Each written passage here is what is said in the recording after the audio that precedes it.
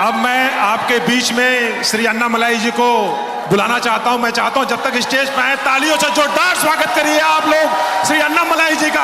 जोरदार तालियां बजनी चाहिए साथियों आप सबके अन्नामलाई जी का।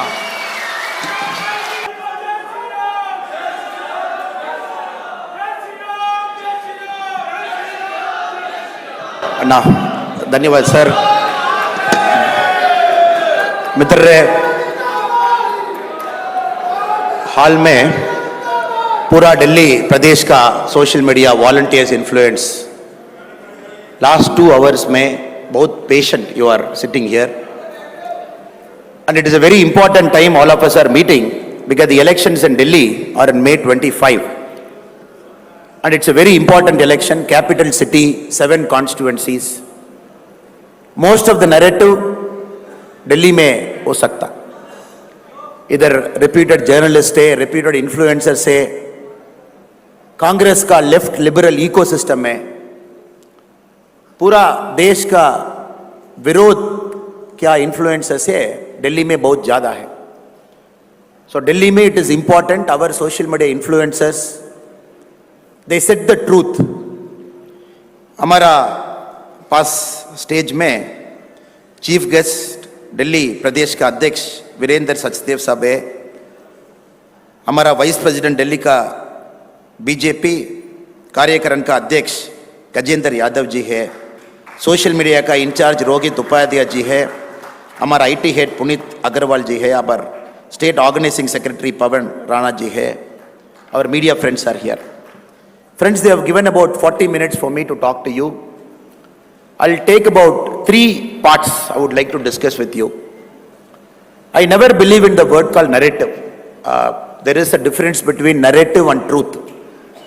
बीजेपी का सोशल मीडिया का volunteers we are on the side of truth, we are never on the side of narrative. I'll give you a small example to illustrate the difference between a narrative and a truth. We all know Congress party is declining. Just yesterday I was seeing in television channel, the previous Congress Delhi ka state president has joined BJP yesterday in the presence of our state president. So we all have seen. Across India we know Congress party is on a decline, possibly in 2024. June 4 when the counting happens, Congress party will come down to less than 50 member of parliament in the Lok Sabha. It will happen. But Congress ka ecosystem jinda hai. Whatever ecosystem has protected the Congress party over the last 50 years, that ecosystem is still intact. Our job as social media volunteers and people in the social media is to dismantle the Congress ka ecosystem which is functioning more than the Congress party. So first 10 minutes, I'll take some examples to illustrate the difference between a narrative and a truth. There was a news article in a newspaper. 33% of girl students in a college have married their own professors. This is the news article. 33% of girl students in a college have married their own professors. Immediately the ecosystem will say what is happening in our country. 33% girl students have married their own professors. What is it? We are not getting into the value judgment of right or wrong. Now this is a narration, a narrative which says 33% girl students have married their professors. But if you look at the truth, that class might have only 3 girl students and 1 girl student might have married their professor. That is their personal relationship. Nobody is bothered. So 1 girl student marrying their professor, that is the truth. But the narrative is 33% of girl students in a college have married the professor. Our job is to bust this narrative wherever a false narrative gains ground in the country, and using that narrative, they try to make a story out of it. In the last 10 years of Modi ji's rule, whatever good things, great things we have done, we are taking that to the elections in Delhi on May 25. But still the false narrative, the opposition used to do it for a lot of years, and they're using the false narrative even during this election. Now we have to understand, at one point of time, journalism in India, journalists in our country, they were literally considered God. And these journalists had so much access to power, they were even controlling the policy making. They were deciding who should meet the minister.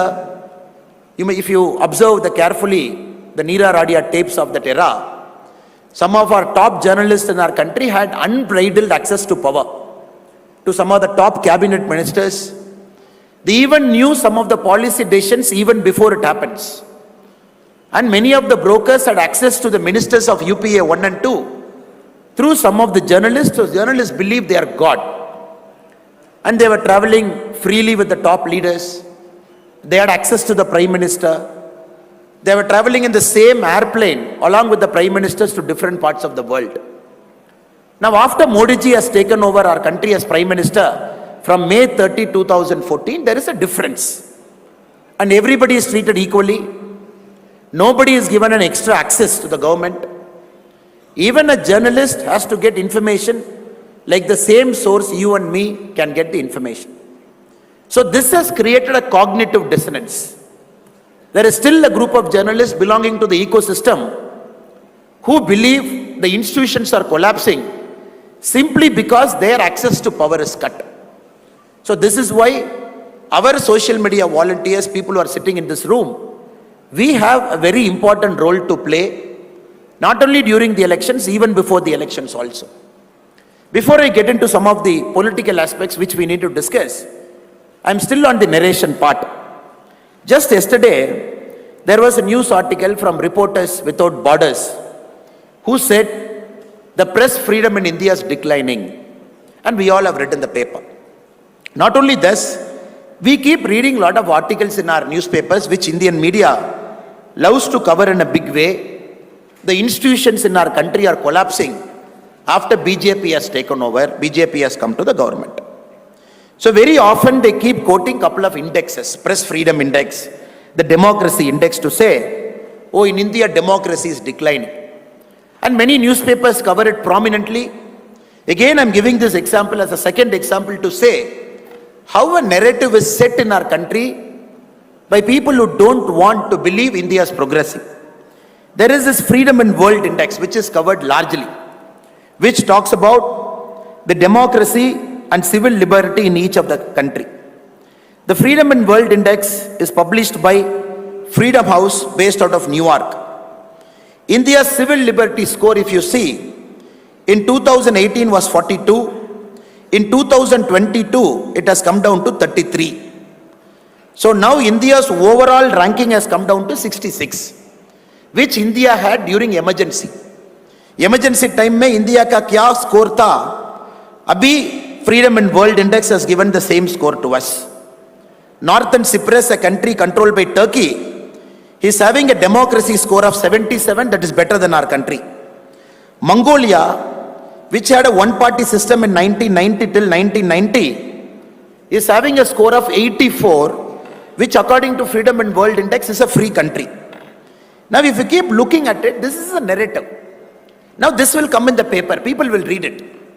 But our job as social media volunteers, as influencers, is to dig the truth, to find what is really the truth, so that through our social media handles, through our ecosystem, we publish to the people at large. If you look at the truth of what is happening, this report, Freedom in World Index, which is coming in all the top newspapers, it is produced by a team of in-house staff, analyst, consultant, external analyst. It is not, they don't come to India, they don't meet you and me, they don't take survey in Tamil Nadu, survey in Kerala, survey in Delhi, and then they put out a score. So they have 25 questions which they give to a team of 100 people. They are the staff, analysts, consultant, experts. It is not by any common people of the country. These people fill out this 25 questions. The average answer is taken out. And then from New York, they publish a survey stating, oh, India may live, civil liberty score has come down. Not even a single Indian citizen answers the question there, whereby this number is derived. So this is where we should bring out the truth to say, this is all bogus things that keep coming during every election. The next one is the Economist magazine. Economist magazine publishes something called Economist Intelligent Unit Democracy, EIU. If you look at it, It is published by the research and consulting arm of Economist magazine. India was ranked 27th in 2014. India, last available survey, we are ranked 46th in 2021. Our civil liberty score is less than Hong Kong and less than Sri Lanka. Again, if you see, how did Economist arrive at this number? Economist takes its number from a world value survey. And this world value survey, in which Economist score is based, after 2012, they have stopped reaching out to people to take survey. Again, this is based on expert opinion. After 2012, they never come to a ground. They never ask people what it is happening. Again, the world value survey, a group of people sit down, they mark their score. Friends, the reason I am starting with this example is, we should understand a narrative is a very, very powerful component in social media. So our job is to go beyond narration. So the top 2 surveys in the world, which talks about civil liberty, both the surveys are done by in-house experts who answer a set of questions based on which this magazine publishes a report saying, oh, India mein civil liberty kam ho gaya, India mein democracy is under threat. And some Indian journalists based in our country, they will take this report, sit in a newspaper room or a TV room, they will have a prime time debate. So we have to understand in this age and time, our role here is to find the truth, find the information and bring out in the public domain. Because everything, whatever survey they bring about our country, it borders on bogus. There is nothing called reality to it. So we have to understand that is how 2024 elections is also being conducted. We have completed 2 phases of our election. Phase 1, 102 seats. Phase 2, closer to 88 seats. 190 seats in our country has finished elections. We have 5 more phases to go, including Delhi, which is on May 25. If you look at the issue that is being discussed, Congress party, Pura South mein, they are trying to set a narrative. Do you know why Modi ji wants 400? Because Modi ji wants to destroy the constitution. Modi ji wants to take away the rights of people. That is why he wants 400. Now, if you look back at history, in social media, if you look back at any party which has destroyed India's constitution over the last 50 odd years, it is Congress party. 1952 they came to power. 1957 they came to power. 60s, 66, 71, 76, 84, 89 was an outside government, 91, 2004, 2009. This many times Congress was sitting in power. If you look at number of times, the Congress prime ministers who dismantled the constitution at different time. Madam Indira Gandhi, she used Article 356 to dismiss governments 51 times. The whole Congress party used Article 356 91 times. India, different governments have used Article 356 slightly more than 100 times. But Congress party alone used it 91 times. Indira Gandhi ji alone used it 51 times. And only in the Congress period, the constitution was suspended. Basic civil liberty was curtailed. Anybody was arrested, thrown into jail, no questions asked. It is only during the Congress authoritarian government, they said, we can supersede judiciary, we can make somebody as the Chief Justice of our country, we will supersede 3-4 judges to make somebody a CJI. Now the same Congress is complaining that our party, Bharatiya Janata Party, when we come to power with a larger mandate, constitution is under threat. Because here the problem is, many of the first time voters who are sitting in this room or outside in Delhi, who is voting in May 25 for the first time, their age when Congress was in power last was 8 years. 2014, when somebody was born and 8 years, today they are 18, they are putting their first vote. 2004, when Congress came to power, previously, people were not even born. And those children are voting for the first time in 2024, May 25. It is important, many a time we have to remind the past. What happened in our country, how the country was run, how the constitution was handled, at different points of prime ministership, how the chief ministers were dismissed just like that. Yesterday, I was in Karnataka, in the northernmost part, a place called Gulbarga, a very important town in Karnataka. Gulbarga had given a chief minister to Karnataka state called Virendra Patilji. So Virendra Patilji was the chief minister of Karnataka when Rajiv Gandhiji was the prime minister. Rajiv Gandhiji is boarding a plane in Bangalore. The press friends are asking him a question. Will Virendra Patilji be changed as Karnataka's chief minister? Rajiv Gandhiji did not answer the question. He boarded the plane.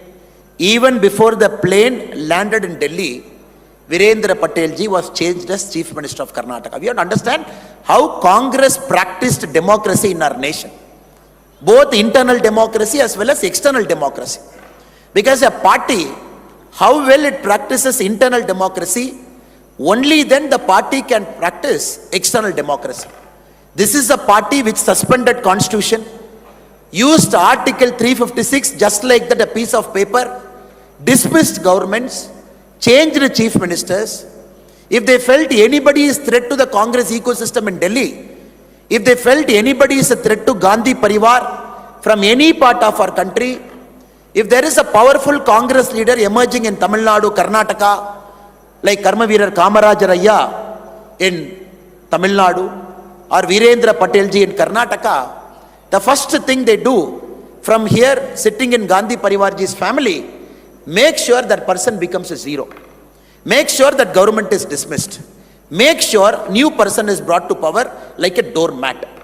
And this Congress party is crying, oh, look at the civil liberty score, look at press score, look at Economist magazine index score, look at this score. The institutions are collapsing.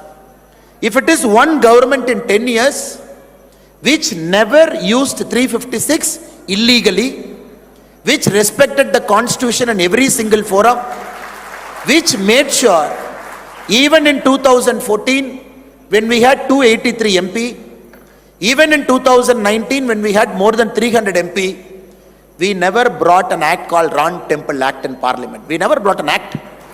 We never brought an act called Ram Temple Act by which through a legislature we build a Ram Temple. This is a classic case of a party coming to power with an absolute majority, respecting the constitution, respecting the law of land, respecting the judiciary, waiting patiently like we have waited for 500 years, and whatever the judiciary's order was given, obeyed to the letter, not only in spirit, to the letter, and made sure Ram Temple was built. And Congress is making an allegation against our party like Bharatiya Janata Party, which despite a super majority, we respected constitution. Not only we respected, we strengthened the constitution at every available level. Friends, this is a very important narrative, because Congress doesn't have anything in the armory. They don't have a prime ministerial candidate. The India Alliance doesn't have a prime ministerial candidate. They don't have an overall national narrative, because Congress narrative in Tamil Nadu is entirely different. Congress narrative in Kerala is entirely different. Congress narrative in Karnataka is entirely different. Congress narrative in Andhra is entirely different. So we are seeing first two phases of election. We are seeing across the southern states, India Alliance, one narrative in one state is different from one narrative in the other state. We have to understand, since they don't have a narrative, they are running this national election like a local election, like a regional election. They are running this national election like an MLA election. It is important, social media volunteers and warriors here, we got to bring back, already we are bringing it back, we brought back, it is a national election for a prime ministerial candidate. It is not some chota mota election where anybody can raise their hand and say, I aspire to be a prime minister. So it is important, in the next 20 days we all reflect.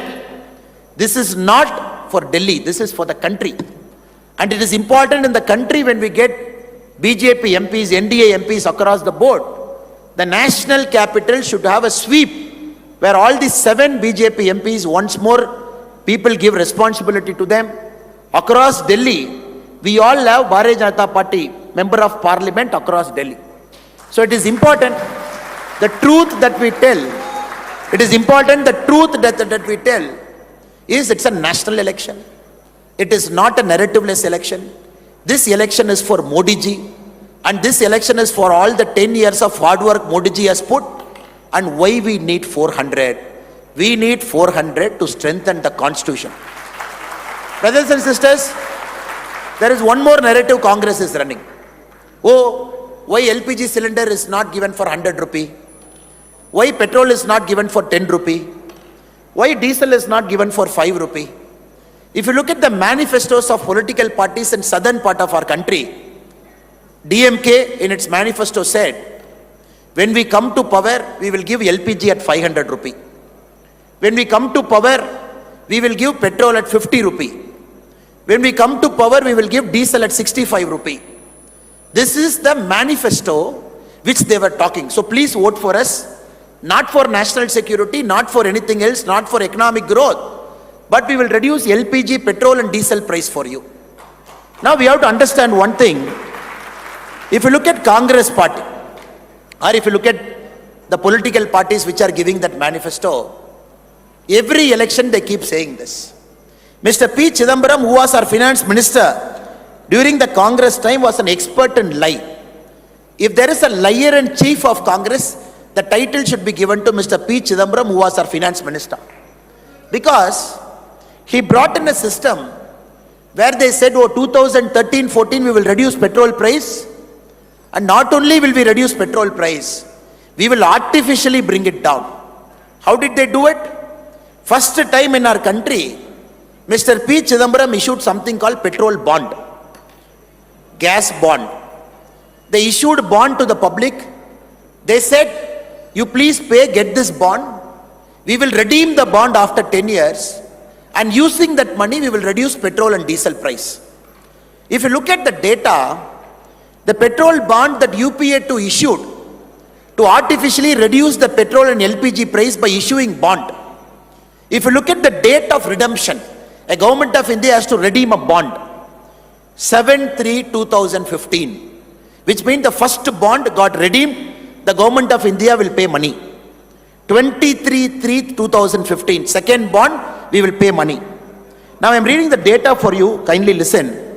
The bonds that UPA2 issued, by which they got money, by which they were able to artificially bring down petrol diesel price just for election, 16/10/2021 redemption, 28/11/2021, 10/11/2023, 12/2/2024, 15/9/2024, 4/2/2026, 23/3/2026. See, they have issued a bond, petrol bond, saying 15 years later, some government will come and redeem the bond. Some government will pay 1,34,000 crore, which we have mobilized by that bond. Now we want to reduce the price. If there is a single biggest fraud done on the Indian Constitution during the UPA 1 and 2, this petrol bond is the single biggest fraud they have done. They never said we will redeem the bond. See how intelligent they are. They didn't touch 2014 to 19 also, because they thought by reducing petrol, diesel and all those drama, they will come to power in 2014. They said the redemption will happen after 2021. So 80% of bond which they took, they kept the redemption 2021, 2023, 2024, 2025, 2026. So our government, Modi ji government, taking over after 2014, whatever Congress petrol bond they have issued, we are redeeming, paying that money, because the government of our government is honoring that. This is how they set narrative. This is how they set narrative, and it is very, very important that we present the truth. We tell the people of our country. Rajiv Gandhi ji, in 1985, he was having an interview with Sam Pitroda. Sam Pitroda, you all know the infamous statement he made. So Rajiv Gandhi ji, Sam Pitroda asked him a question. 1985. How many of you are born in 1985, sir? Can you raise your hand? After 1985 you are born. How many of you are born after 1985? After 1985, my age is less than 38. Okay. Sam Pitroda is asking Rajiv Gandhi ji in 1985, when will Indian public get drinking water to their home by pipe? Rajiv Gandhi ji answers, in 5 years, I will make sure every citizen in our country will get drinking water by pipe into their home. Many of you might not believe this. 1985 that Rahul Gandhi ji actually said it. So I am going to play a video for you. You can just hear the audio. What Rajiv Gandhi ji said in 1985.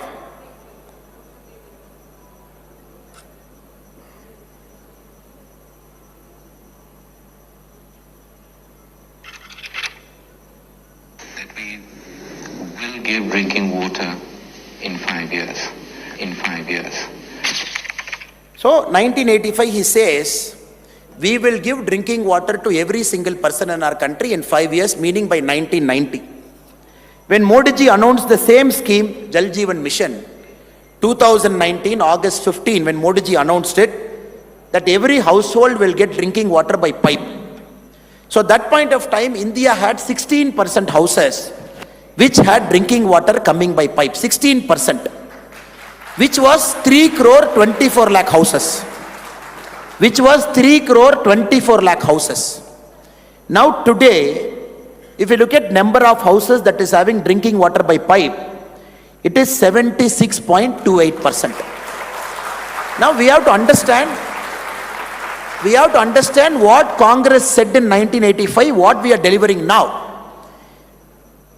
16% in 2019, this is Congress saying after 20 years, Modi ji took over in 2019, this scheme, we have delivered 76.28%. From 3.24 crore houses, it is 14 crore 73 lakh house as on today is having a drinking water.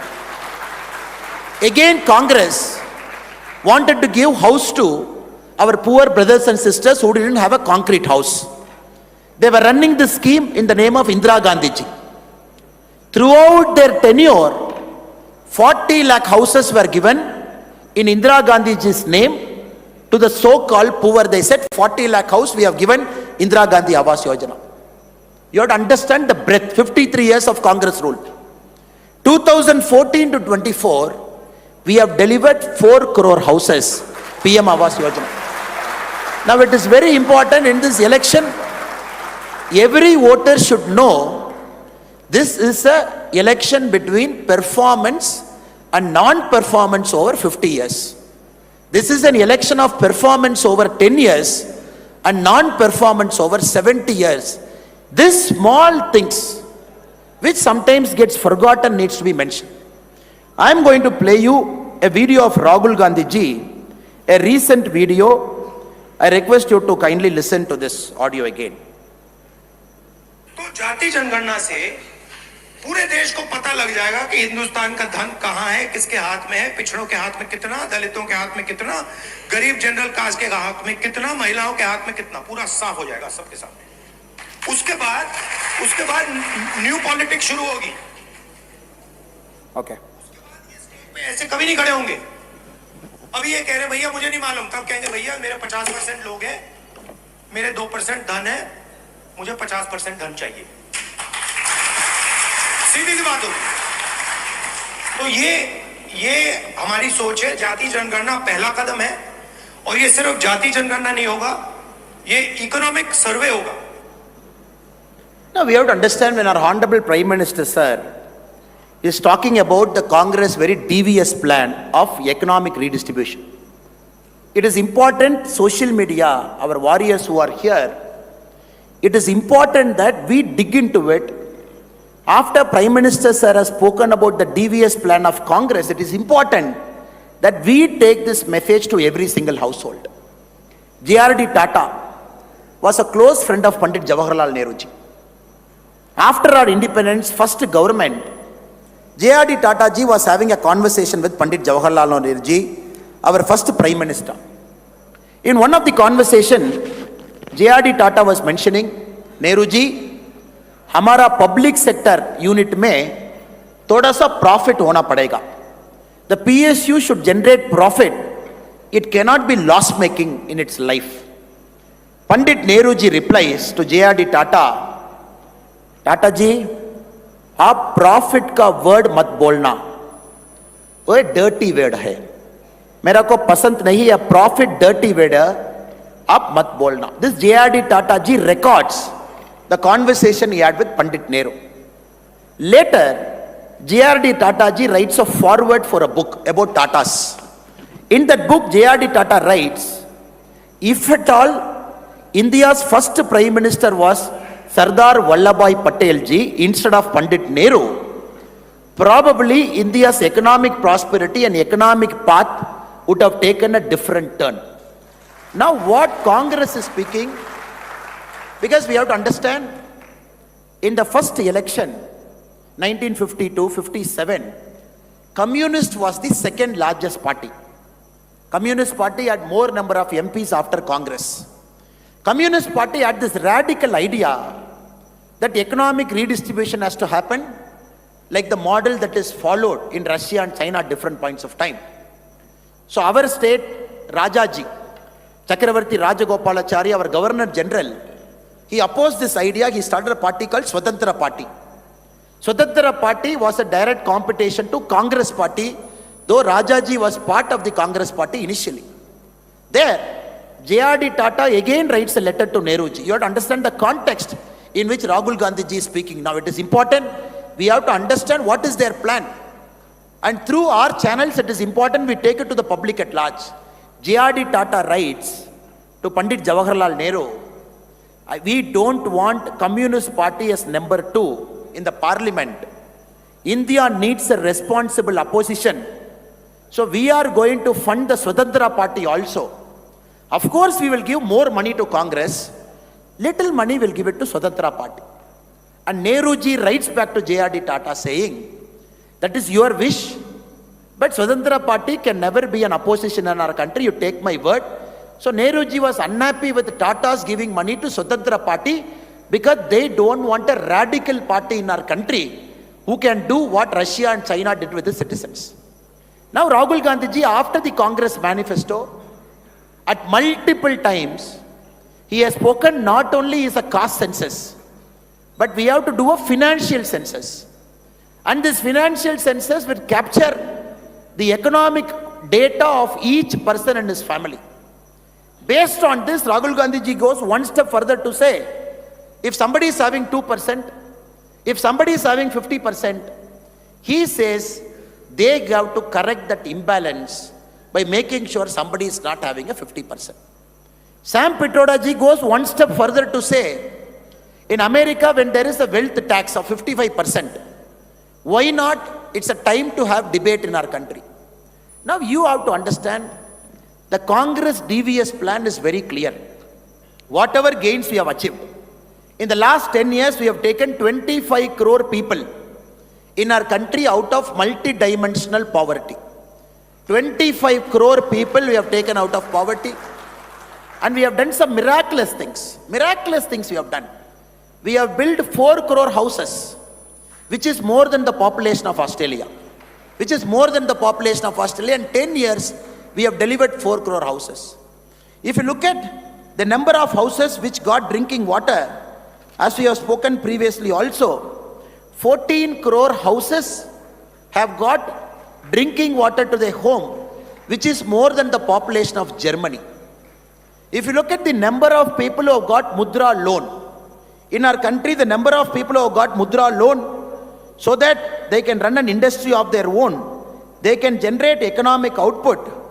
It is more than 30 crore people in our country, 39 crore people who have got a Mudra loan in a different context.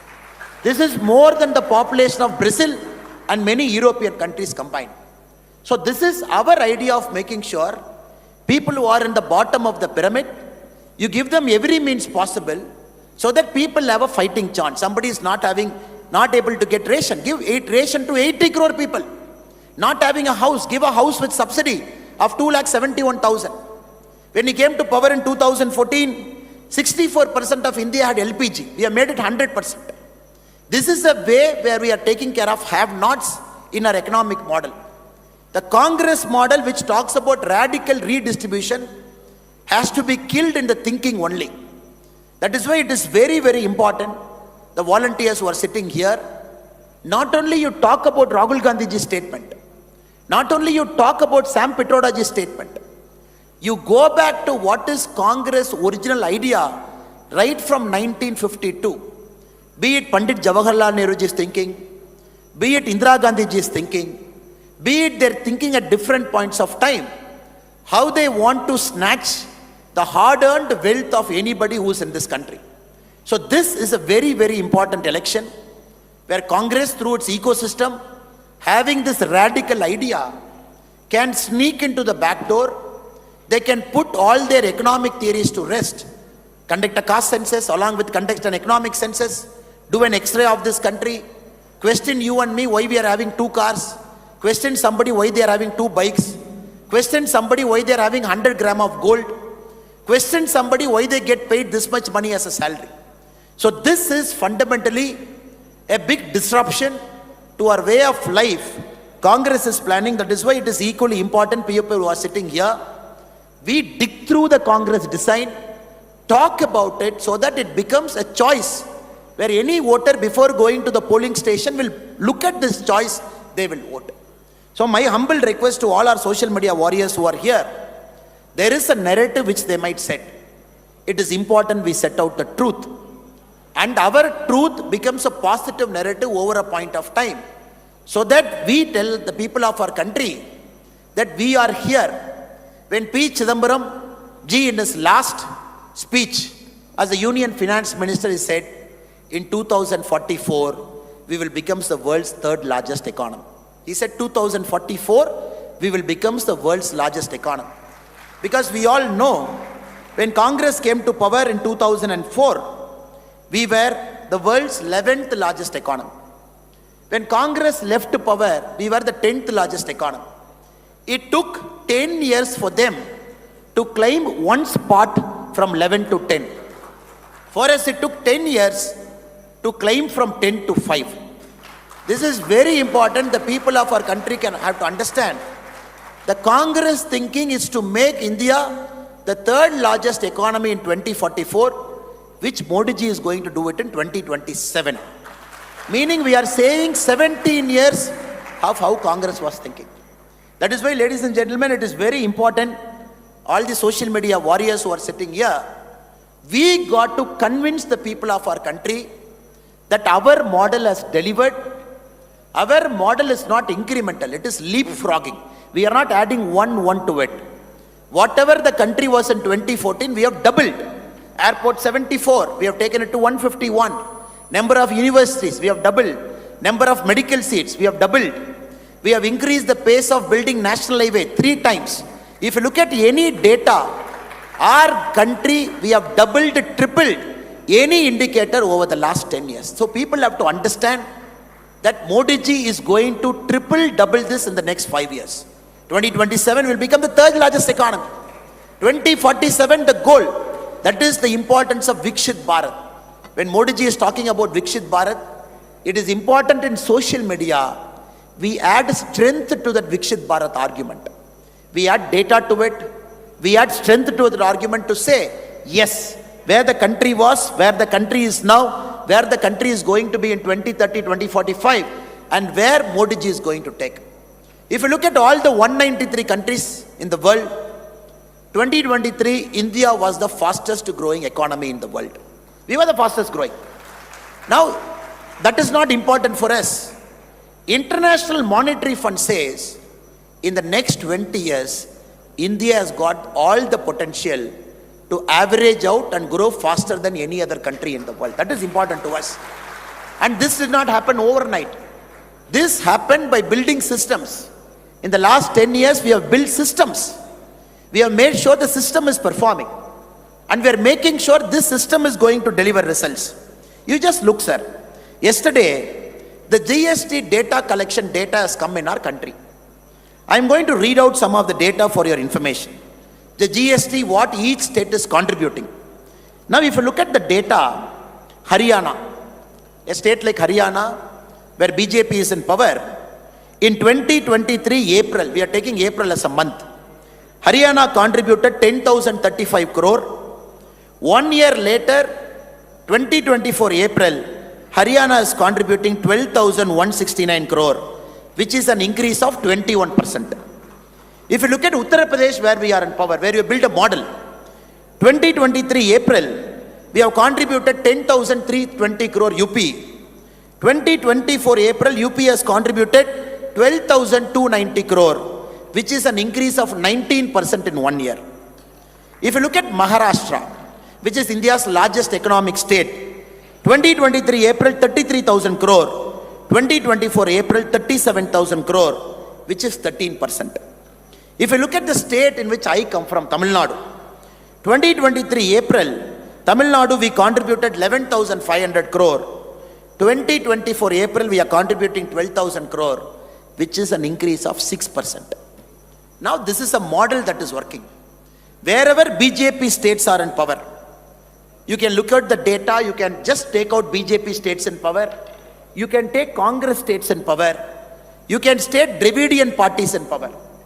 Tamil Nadu is such a great state. For 60 years, Tamil Nadu was India's number 2 in terms of economic output after Maharashtra.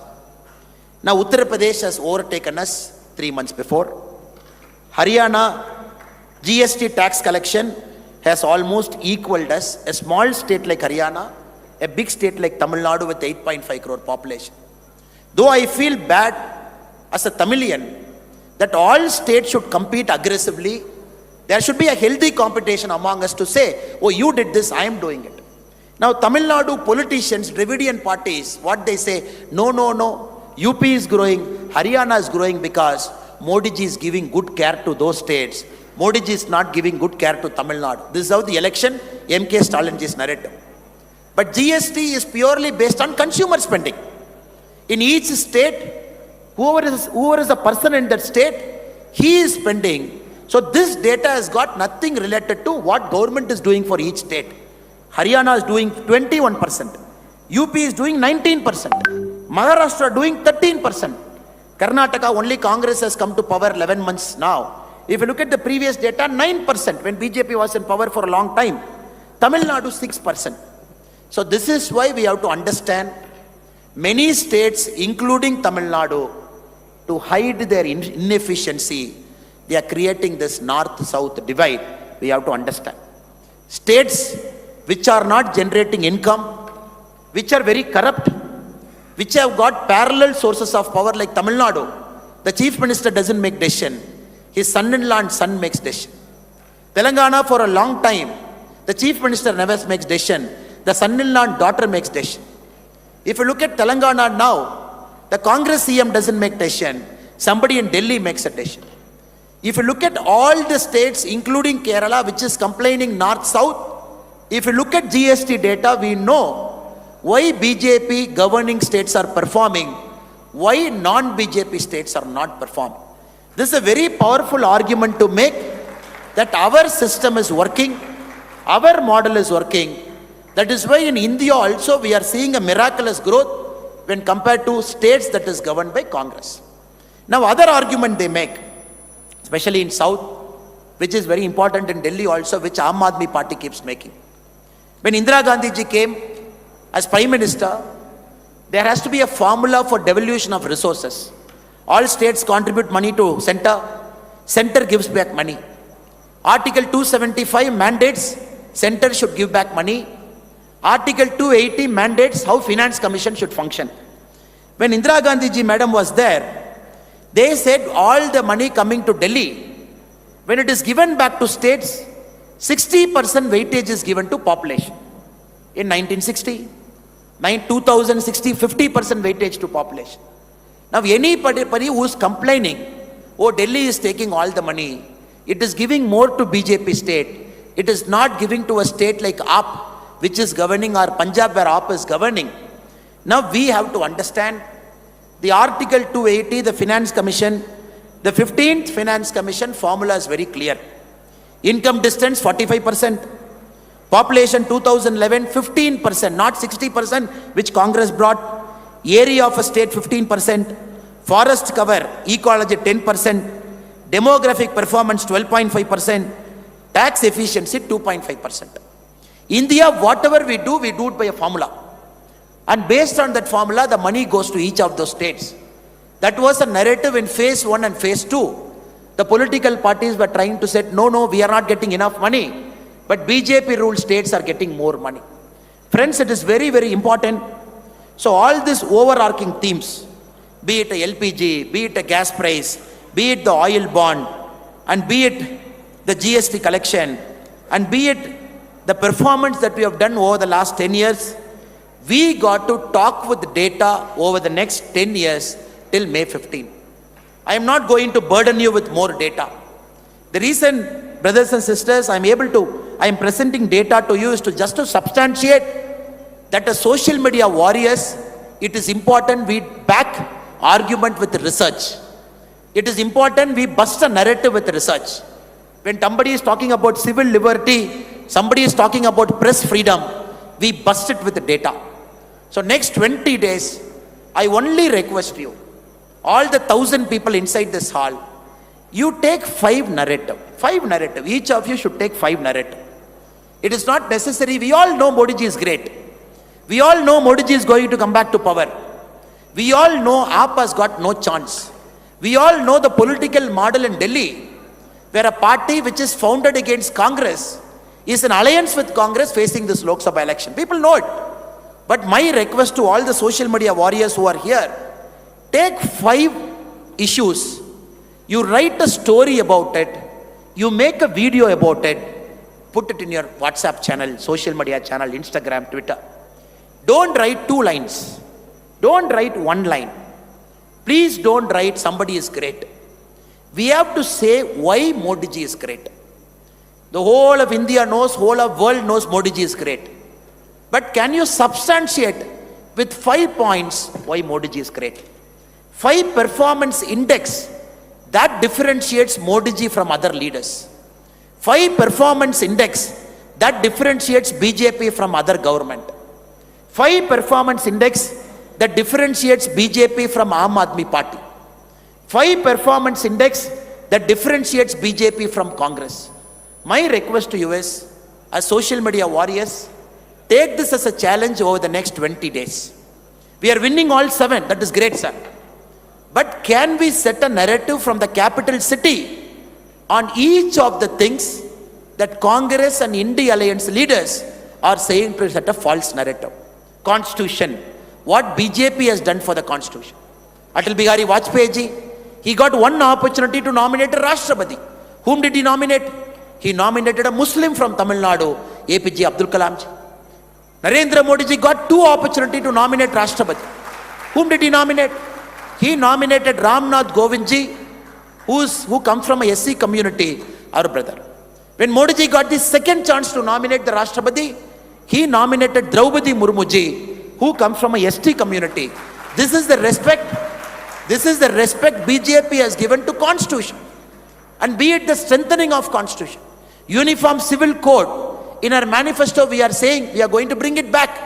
Because the Constitution mandates India should have a uniform civil code in the directive principles of state policy. We are saying we are going to bring one country, one election. The whole of our country, 52, 57, 60, 67, 4 elections, first 4 elections till 1971, our country had one country, one election only.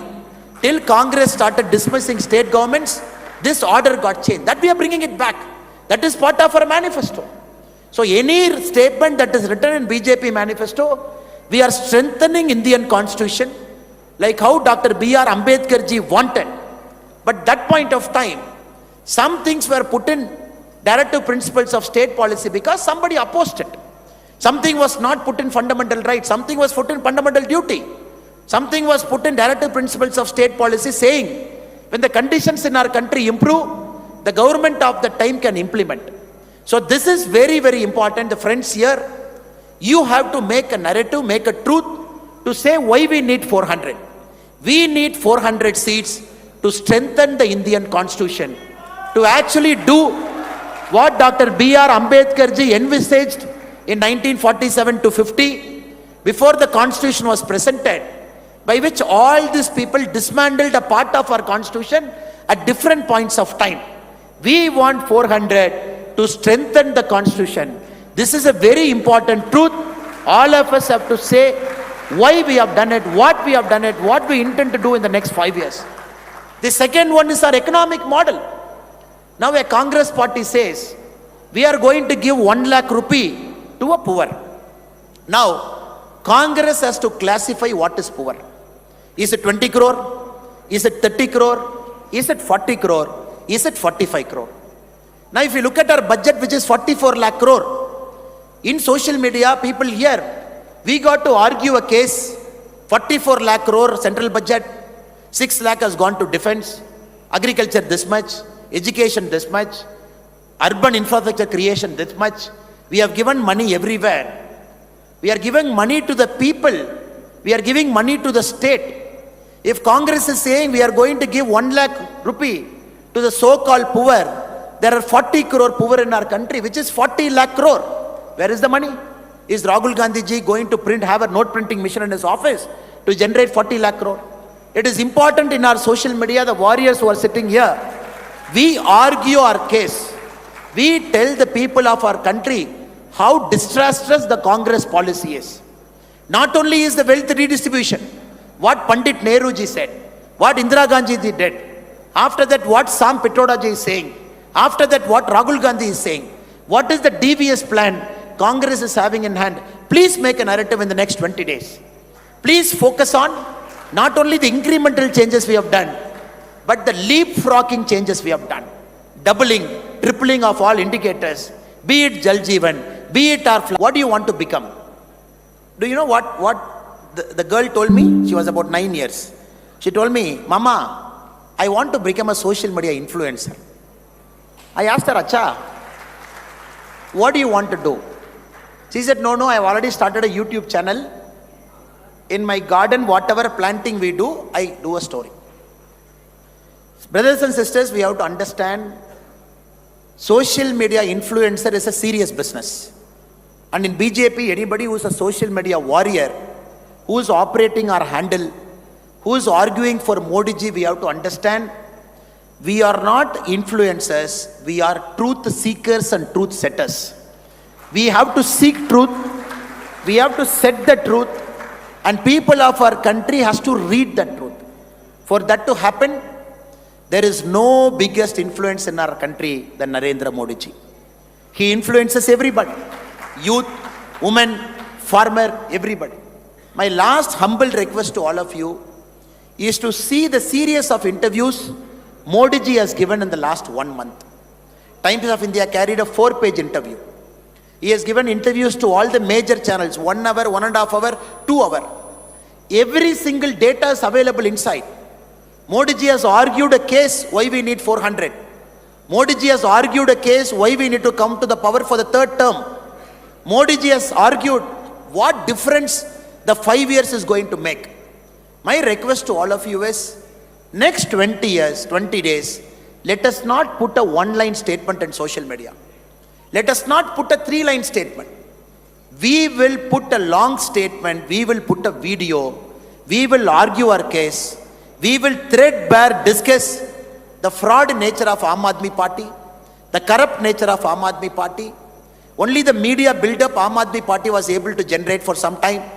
The political duplicity of Aam Aadmi Party, the political duplicity of India Alliance.